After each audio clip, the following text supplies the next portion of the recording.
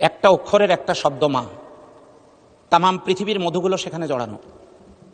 এই সংসদে এমন অনেকেই আছেন যাদের মা নেই, আমারও মা নেই। মাননীয় স্পিকার, সংসদে আসার সময় একজন শিক্ষক আমাকে ফোন দিয়েছিলেন, তিনি তার মায়ের চিকিৎসা করতে পারছেন না।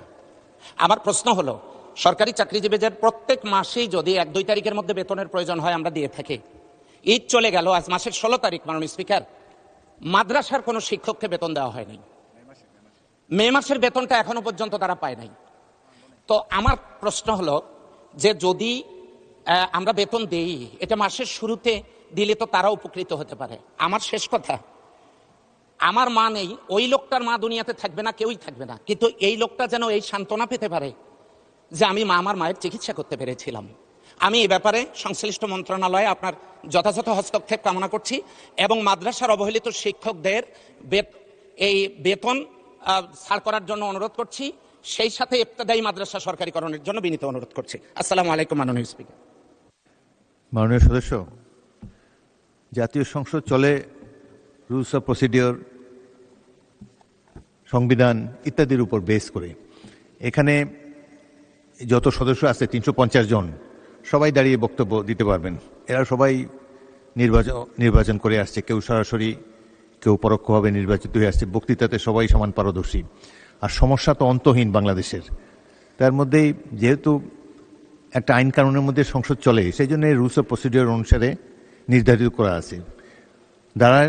মাননীয় সদস্যগণ দাঁড়াতে পারেন পয়েন্ট অফ অর্ডারে। পয়েন্ট অফ অর্ডার কোন ইস্যুতে করা যাবে? চলমান বিষয়ের উপরে।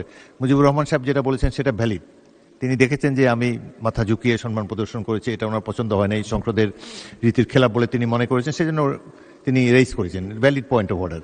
আপনি যেটা বললেন এটা তো একটা স্বাভাবিক বিষয়। এরকম বহু কর্মকর্তা পৌরসভায় এখানে সেখানে, আমি একটা পৌরসভার প্রতিনিধি, সেখানে 4 বছর আওয়ামী লীগ আমলে 4 বছর বেতন পায় নাই। 4টা বছর পৌরসভার কর্মচারীরা বিনা পয়সায় কাজ করে যাচ্ছে। সুতরাং দুঃখ দুর্দশা ভরা বাংলাদেশ। তার মধ্যে আপনি একটা তুলেছেন, ভালো, আপনার আই অ্যাডমায়ার ইউর সেন্টিমেন্ট, আপনি গরিব কর্মচারীদের জন্য, শিক্ষকদের জন্য আপনি প্রশ্ন তুলেছেন, বাট সব কিছুর একটা টাইম আছে।